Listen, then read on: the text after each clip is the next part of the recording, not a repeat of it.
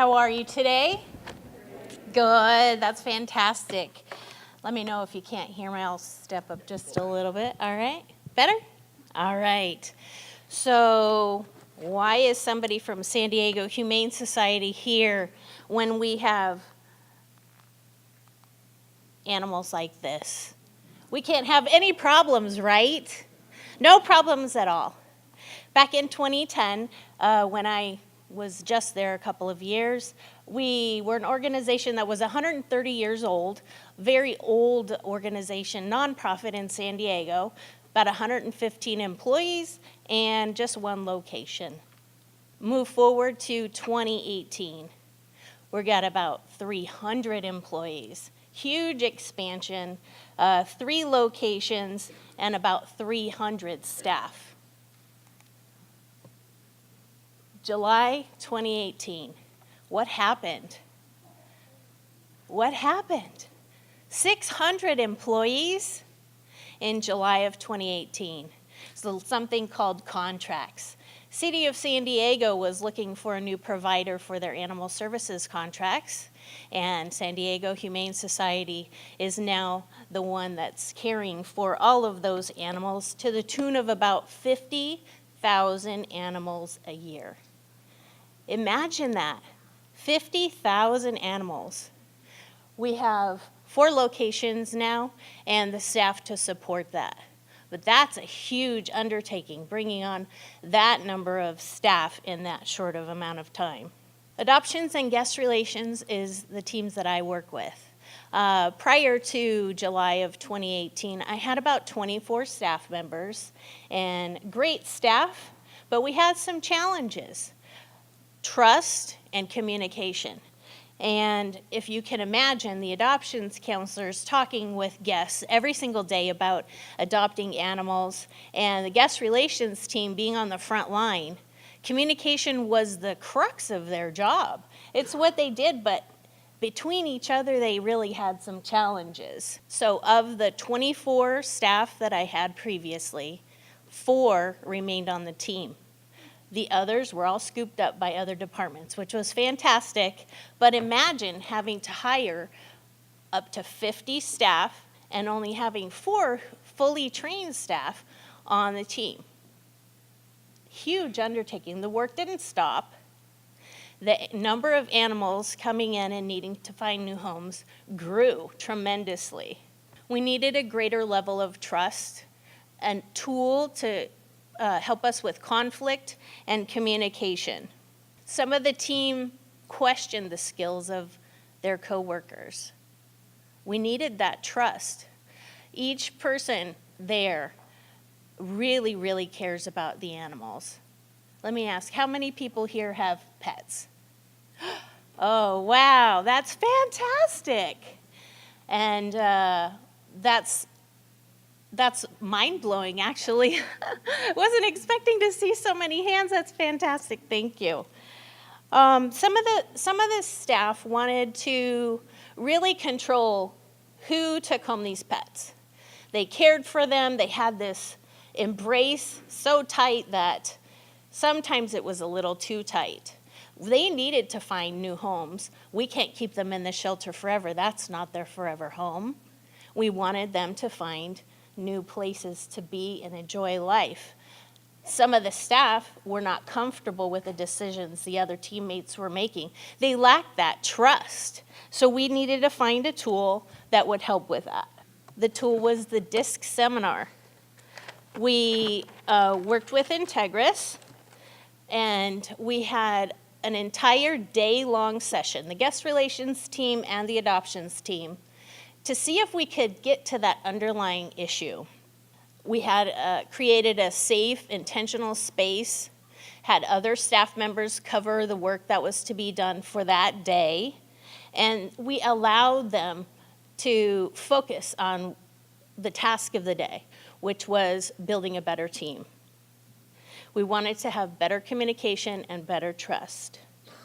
We asked them to share about their pets. That was the very first opening activity that we did. And Brett has told me that when he comes back to the Humane Society, he's never going to do that one again. because it was very emotional. When people stop and talk about their pets, especially people who work with pets every single day, it's something that is at their core, something that is so true and dear to them that when they start talking about their favorite pet, those emotions just flood out. So I don't think you'll be doing that. We'll tweak it a little bit next time. The other activity was that we shared something personal, and the leadership of the team was there, myself and others, and we shared something personal. At my table, there were 2 young ladies who shared that they had been adopted.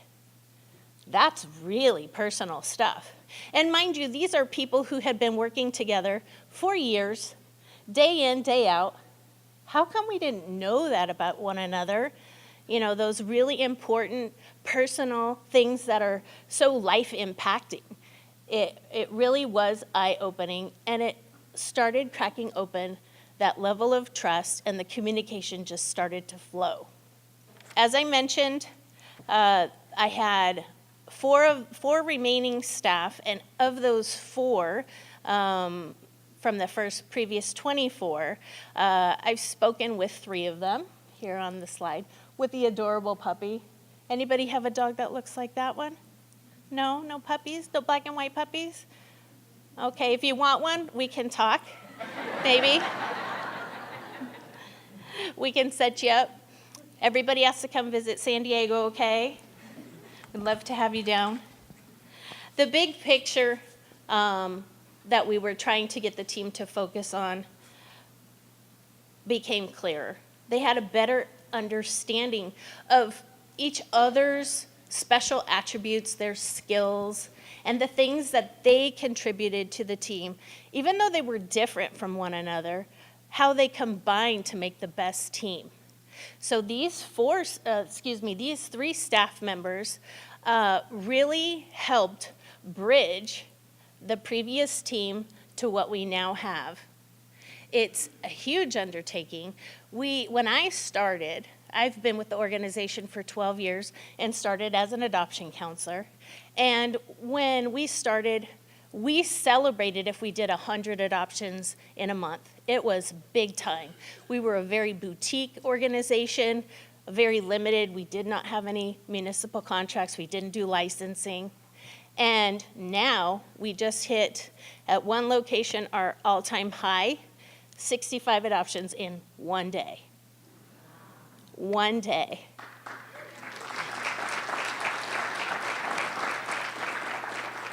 The only reason that we were able to do that is because we have a team who understands one another better, has empathy and compassion for one another and for the people that come in. Because this didn't only affect the team, it affected their outlook on the people that they work with each day.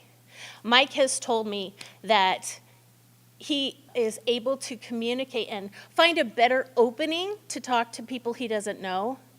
He's a great guy, very personable, has been doing the job for quite a while. He was a volunteer with us for a year before he applied.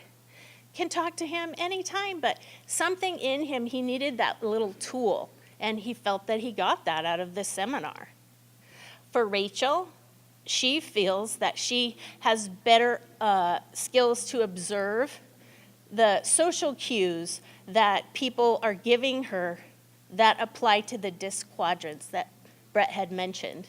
And she takes those cues so she can better guide her conversation with that person so that they can understand what the animal needs and our process, and that they can be more receptive to the conversation and the experience as a whole. And Kyla said that, she's a D, by the way, she said that she really has a greater appreciation for those extra skills that people bring that she doesn't have. It makes her appreciate them more. It's not just her way, it's that collaboration between everybody. It really has allowed us to help with 50,000 animals a year, puppies, kittens, birds, turtles, wildlife. We help with wildlife. And having that openness to ideas and acceptance of more than one way to accomplish the good work that we do every day is something that we wouldn't be where we are today without that. So thank you.